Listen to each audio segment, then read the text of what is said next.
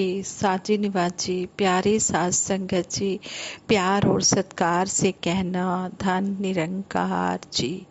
तेरे एहसान का बदला चुकाया जा नहीं सकता, कर्म ऐसा किया तूने भुलाया जा नहीं सकता। सतगुरु निरंकार दातार के एहसानों का कर्जा हम कभी भी नहीं चुका सकते हैं। सतगुरु ने हमें ऐसी अनमोल ब्रह्म ज्ञान ये दात दी है, सच्चे बादशाह का जितना भी शुक्राना किया जाए उतना ही कम है। साथ संगत जी, सतगुरु हमें हर पल समझाते हैं कि दुनियावी कामों में अगर आप सक्सेसफुल होना चाहते हैं तब भी आपको मेहनत करनी होगी, परिश्रम करना होगा। और अगर आप आध्यात्मिक भक्ति के रास्ते में उन्नति पर जाना चाहते हैं, उन्नति करना चाहते हैं, तरक्की करना चाहते हैं, तो आपको भक्ति के रास्ते पर भी आगे से आगे बढ़ना होगा। इसमें आलस नहीं करना होगा। जिस तरह हम सत्संग में जाते हैं और कभी सर्दी गर्मी बरसात आ जाए तो हम कहते हैं कि नहीं, आज नहीं जा पाएंगे, ठंड है, आज नहीं जा पाएंगे, गर्मी है। जब बरसात आ रही, आज नहीं जा पाएंगे, बरसात का मौसम है, आज हमारी तबीयत ठीक नहीं है इसलिए हम नहीं जा पाएंगे। तो सतगुरु माता जी हमें हर पल समझाते हैं कि हमने इस आत्मा को खुराक देनी है सत्संग के द्वारा। हमने सत्संग के एक एक पल का महत्व समझना है और हमने सत्संग में आना है। सत्संग में ना आने के लिए हमने बहाने नहीं बनाने हैं, आलस नहीं करना है। चाहे दुनियावी काम है या आध्यात्मिक शिक्षा पानी है, तो हमने आलस्य को छोड़कर मेहनत करनी है, तभी हम भक्ति के रास्ते पर आगे बढ़ पाते हैं। संपूर्ण हरदेव वाणी में सतगुरु बाबा हरदेव सिंह जी महाराज इस शब्द द्वारा हमें समझा रहे हैं कि भक्ति की दौलत तो साधु हमने खुद कमानी है, यह ना बांटी जानी है, ना किसी के काम आनी है। अपना यदि संबंधी कोई भक्ति करने वाला है, भक्ति का फल उसे मिलेगा, हमें न मिलने वाला है। कितना सुंदर सतगुरु सच्चे पातशाह ने समझा दिया है कि अगर हम भक्ति करेंगे तो ये हमारे ही काम आएगी, किसी और के काम नहीं आएगी। अगर हम सोचे कि हमारी जगह कोई और भक्ति कर लेगा हमारे नाम से, तो भक्ति का फल हमें मिल जाएगा, नहीं, वो भक्ति का फल हमें नहीं मिलने वाला, वो भक्ति का फल उसी को ही मिलेगा। इसलिए हम जिस तरह अपने शरीर को स्वस्थ रखने के लिए खाना खाते हैं तो हमारी भूख मिटती है, किसी और की भूख नहीं मिटती है। इसी तरह सेवा सिमरन सत्संग करने से हमारी आत्मा को खुराक मिलती है, किसी और को खुराक नहीं मिलती है। इसी पर आधारित दासी अपने चरणों में एक स्टोरी भी शेयर करने जा रही है। यदि हम जीवन में सफल होना चाहते हैं तो ये काम हम अवश्य करें। एक किसान को विरासत में खूब धन संपत्ति मिली। वह दिन भर खाली बैठा गप्पे हाँकता रहता। रिश्तेदार और नौकर जाकर उसके आलस्य का लाभ उठाते और उसके माल पर हाथ साफ करने में लगे रहते। एक दिन उसका पुराना मित्र उससे मिलने आया। वह उसकी ऐसी अव्यवस्था देखकर बहुत दुखी हुआ और उसने किसान को समझाने की कोशिश की, किंतु किसान पर उसकी बात का कोई असर नहीं हुआ। तब उसने किसान मित्र से कहा कि वह उसे एक महात्मा के पास ले जाएगा जो उसे अमीर बनने के तरीके बताएंगे। यह सुनकर वह तुरंत अपने मित्र के साथ उन महात्मा के पास जा पहुंचा। महात्मा ने किसान से कहा, हर दिन सूर्य उदय होने से पहले एक सफेद नीलकंठ खेत, गौशाला, घुड़साल और घर में चक्कर लगाता है और बहुत जल्दी गायब हो जाता है। उस नीलकंठ के दर्शन तुम्हारे धन संपत्ति को बढ़ाने की शक्ति रखते हैं। अगले दिन किसान खुशी खुशी सूर्य उदय होने से पहले उठा और नीलकंठ की खोज में पहले अपने खेत पर गया। वहां उसने देखा कि उसका एक रिश्तेदार उसकी फसल काट कर ले जा रहा है। जल्दी ही वह गौशाला पहुंचा तो देखा कि उसका नौकर दूध की भरी बाल्टी चुरा कर अपने घर ले जा रहा है। जब वह गुड़साल गया तो वहां बेहद गंदगी पाई और देखा कि नौकर सो रहा था। अगले दिन भी कुछ ऐसा ही हुआ। किसान के रिश्तेदार और नौकर अब सावधान होकर अपना काम ईमानदारी से और फुर्ती से करने लगे। अब किसान आलस्य को छोड़कर स्वस्थ हो गया, लेकिन उसे सफेद नीलकंठ के दर्शन नहीं हुए। उस महात्मा से जब यह बात कही तो उन्होंने कहा, तुम्हें उसके दर्शन हो गए हैं, लेकिन तुम उसे पहचान नहीं पाए। वह सफेद नीलकंठ कर्तव्य है, फर्ज है। यह सुनकर किसान की आंखें खुल गई कि जो हमें सतगुरु ने ये संसारिक काम बख्शे हैं, इनके प्रति भी हमारा फर्ज बनता है कि बेशक हमारे घरों में नौकर चाकर हैं, फिर भी हम इन कामों की तरफ खुद भी सजग रहें, सावधान रहें, अलर्ट रहें और देखें कि सब कुछ ठीक हो रहा है। हम नौकरों के सहारे ही अपना सारा काम ना छोड़ दें। तो यहाँ पर इस तरह समझाया गया है। इसी तरह कहते हैं गणपत एक अमीर किसान का बेटा था। ये भी स्टोरी इसी तरह की मिलती जुलती ही है। मरते समय उसके पिता उसके लिए काफ़ी जायदाद छोड़ गए थे। इकलौता बेटा होने के कारण गणपत का पालन पोषण लाड प्यार भरे वातावरण में हुआ था। उसे बचपन से सभी फैसिलिटीज मिली हुई थी। अधिक लाड प्यार के कारण उसे मेहनत करने की आदत नहीं पड़ी थी। उसने खेती बाड़ी का सारा काम अपने नौकरों पर छोड़ रखा था। वह डेली काफ़ी देर से उठता, शौच आदि से निपटकर आराम से नाश्ता करता, कभी मन करता तो खेतों की तरफ चला जाता, नहीं तो घर में बैठकर फ्रेंड्स के साथ अपना समय बिताता। मालिक लापरवाह हो तो नौकर भी काम से जी चुराने लगते हैं। इतना ही नहीं, मौका पड़ने पर चोरी करने से भी नहीं चूकते। ऐसा ही गणपत के साथ होने लगा। धीरे धीरे सारी जायदाद भी बिकने लगी। गणपत के पिता का मित्र कन्हैया भी उसी गांव में रहता था। गणपत की गिनती हुई आर्थिक स्थिति को देखकर वह बहुत दुखी हुआ। उसने अपने मित्र के बेटे को समझाने की सोची। एक दिन शाम को कन्हैया गणपत के घर गया।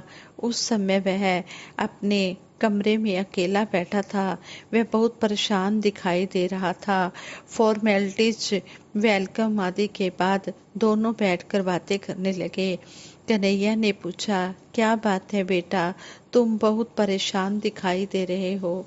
गणपत ने कहा, क्या बताऊं चाचा जी, पिछले कई सालों से नुकसान ही नुकसान हो रहा है।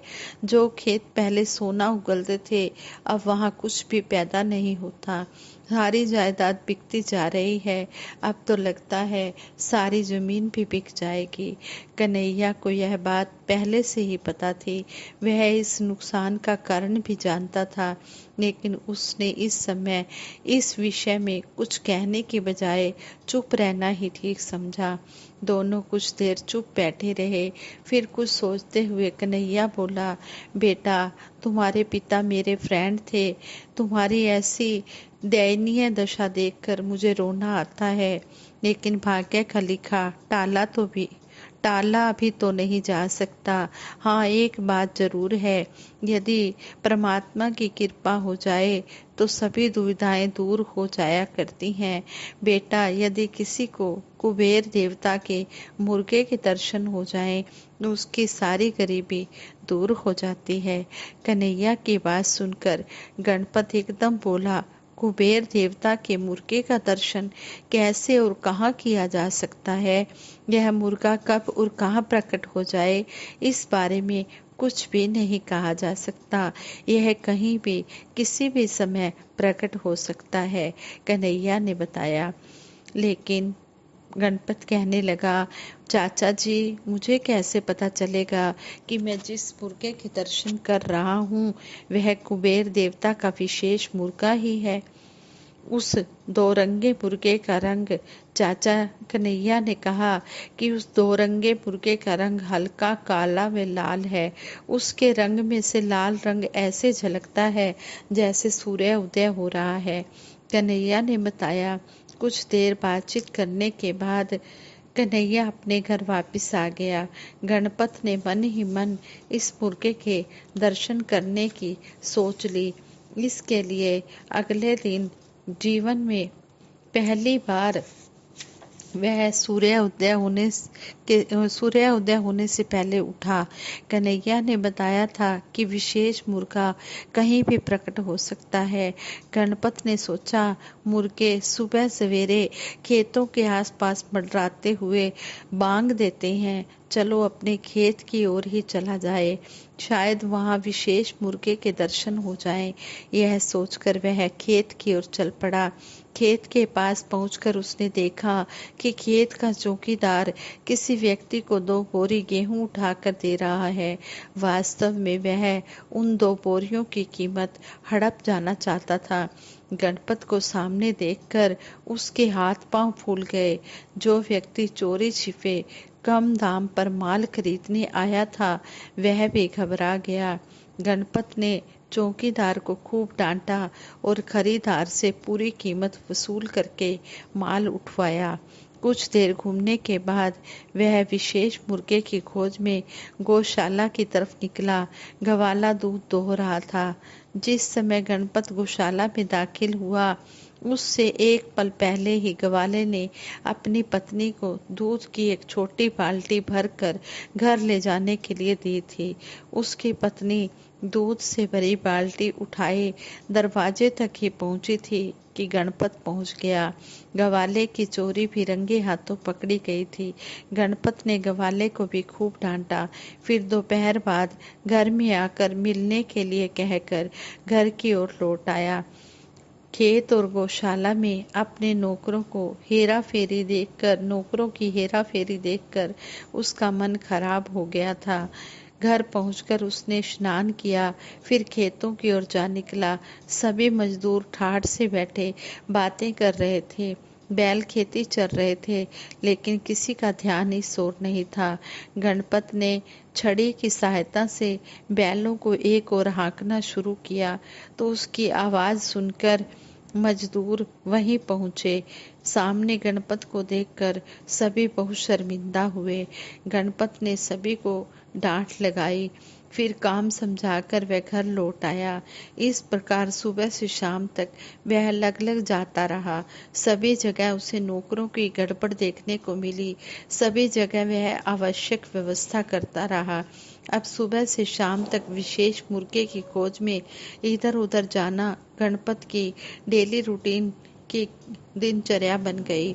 उसे खोजते खोजते वह अपने काम के सभी स्थानों पर डेली चक्कर लगाने लगा।